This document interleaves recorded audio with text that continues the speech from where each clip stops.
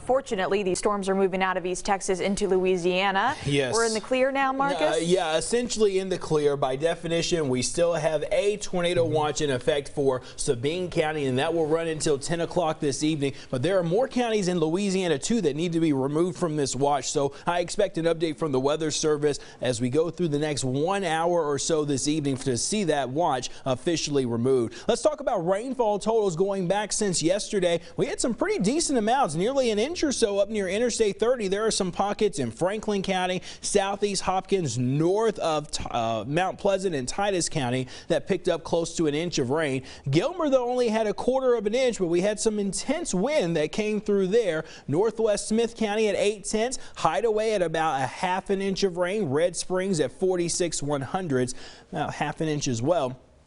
In Marshall, Cumberland Ridge about 8/10 of an inch, almost 9/10 there for Emerald Bay as well. Frankston over an inch. Notice downtown Jacksonville only 2/10.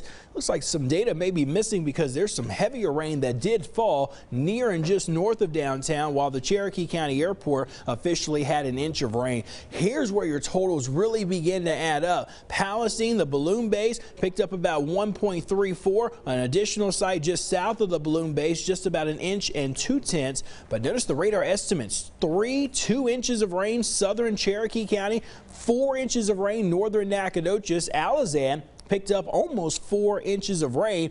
Nacogdoches, the airport, had at least 3.71, but there's some missing data after midnight, so that total is probably even higher than 4 inches. And we've had some additional rainfall totals down in deep East Texas, upwards to about 1/2 an inch to over 3/4. As we talked about, though, this storm threat is essentially over with. This is the actual cold front that's responsible for the rain and thunderstorms right now that just cleared out.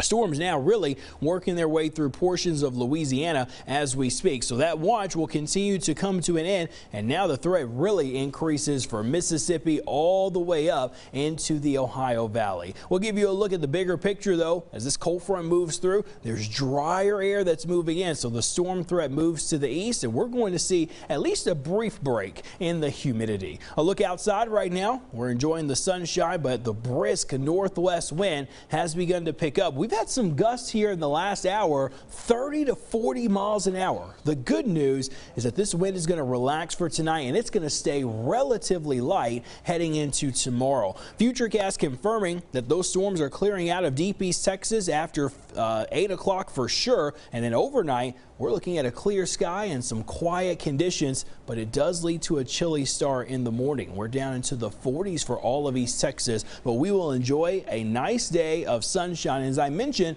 the wind is a lot lighter for tomorrow.